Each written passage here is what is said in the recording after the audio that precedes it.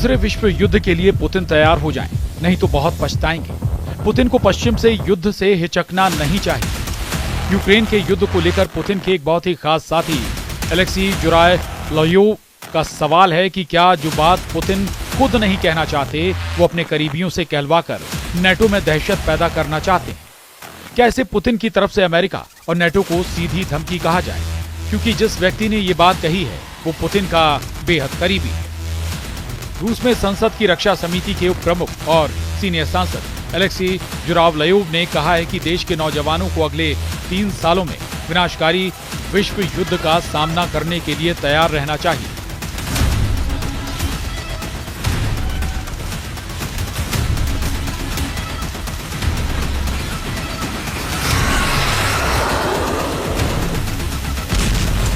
अब पश्चिमी देशों के साथ रूस के टकराने का खतरा है और मॉस्को को इससे बिल्कुल पीछे नहीं हटना चाहिए। इस वक्त पुतिन के लिए यूक्रेन का युद्ध बहुत बड़ी मुसीबत या कहें कि बहुत बड़ी आपदा बन चुका है। जिस युद्ध को प्रेसिडेंट ने कुछ दिन का फसाद समझा वो अब रूस की हार के सिग्नल देने लगा है। जंग में यूक्रेन हावी होता जा रहा है, भीषण तबाही मचा रहा है।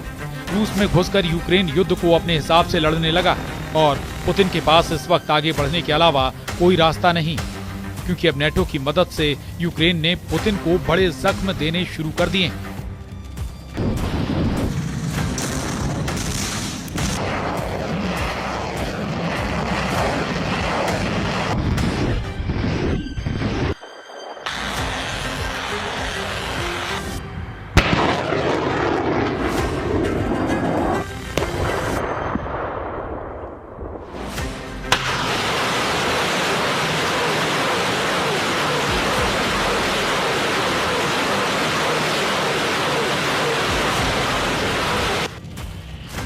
एक ही हमले में रूस का पेंटसर S-1 एंटी एयरक्राफ्ट मिसाइल तबाह हो गया। यूक्रेन ने रूस का OSA एयर डिफेंस सिस्टम के चीथड़े उड़ा दिए। पुतिन का Baahubali S-300 air defence system मटियामेट हो गया। प्रेसिडेंट पुतिन की टेंशन दिन ब दिन बढ़ती जा रही है। जैसे जैसे यूक्रेन रूस की जमीन पर बढ़त बना रहा है, क्रेमलिन का किला थर्राने लगा है। वजह है रूस के हर हथियार की तबाही। यूक्रेन फोर्सेस ने रूस के सभी डिफेंस सिस्टम को कबाड़ बनाना शुरू कर दिया। जिन सिस्टम के दम से रूस अब तक युद्ध में हावी था, उन्हें ही जेलेंस्की आर्मी ने अब टारगेट पर ले लिया। रूस के 5 डिफेंस सिस्टम का शिकार करने के बाद प्रेसिडेंट जेलेंस्की ने कुर्स्क रीजन में वॉर को पूरी तरह पलट दिया है। कुर्स्क की लड़ाई के लंबी खिंचने से रूस को यूक्रेन फ्रंट पर झटका लग रहा है। तो क्या जेलेंस्की को जंग जीतने का हथियार मिल चुका है? आखिर किस हथियार से रूस के सभी बाहुबली कहे जाने वाले डिफेंस सिस्टम के यूक्रेन एक वॉर से परखच्चे उड़ा रहा है? इसकी डिटेल प्रेसिडेंट पुतिन के लिए बेहद जरूरी है। लेकिन पहले वॉर जोन में रूस का रुतबा कैसे मिट्टी में मिलता दिख रहा है, देखिए। रूसी सेना की कुर्स्क में घनघोर पिटाई हो रही है। पुतिन आर्मी अपनी जमीन बचाने के लिए बैकफुट पर पहुंच चुकी है। कुर्स्क ओब्लास्ट में बीते 2 दिन से यूक्रेन हावी है। ग्राउंड बैटल में यूक्रेन फोर्स कुर्स्क के साथ सुदजा में भी कई फ्रंट जीत चुकी है। अब यूक्रेन में रूस की सेना की पिटाई शुरू हो चुकी है। सुमी, खार्किव में यूक्रेन के ड्रोन हमलों से रूस के हथियार गोदाम तबाह हो गए हैं। कभी यूक्रेन का हिस्सा रहे क्रीमिया, जिस पर अब रूस का कब्जा है, उस बॉर्डर पर भी रूस की सेना सरेंडर करती दिख रही है।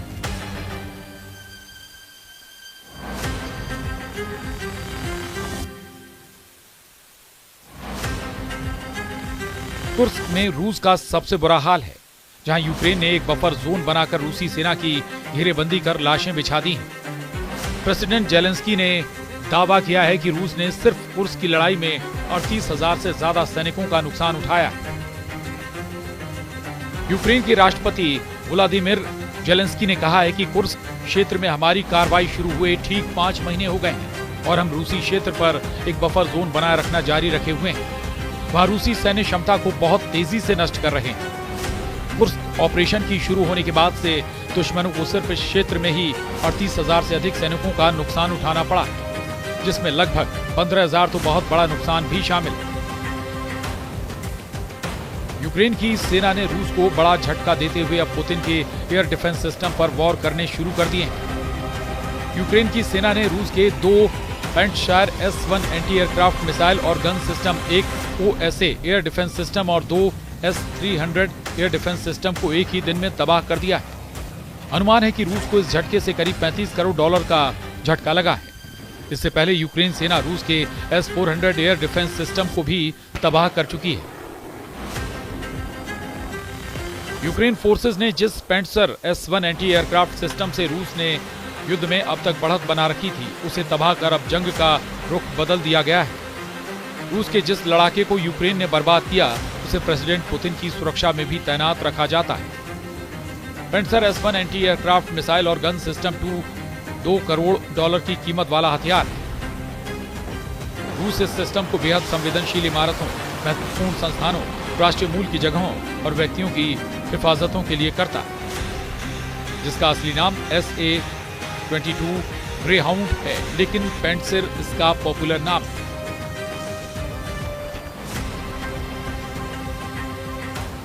Self propelled anti air missile defence system medium range का हथियार है, जिसे कहीं भी ले जाया जा सकता है और कम दूरी तक फाइटर जेट, क्रूज मिसाइल और कई तरह के रॉकेट को मार गिराने के लिए इस्तेमाल करते हैं। पेंटसर की मदद से दुश्मनों के हमले को आसानी से रोका जा सकता है। रूस ने यूक्रेन युद्ध में पेंटसर सिस्टम को महत्वपूर्ण ठिकानों जैसे एच ब्रिज की सुरक्षा में भी लगा रखा है।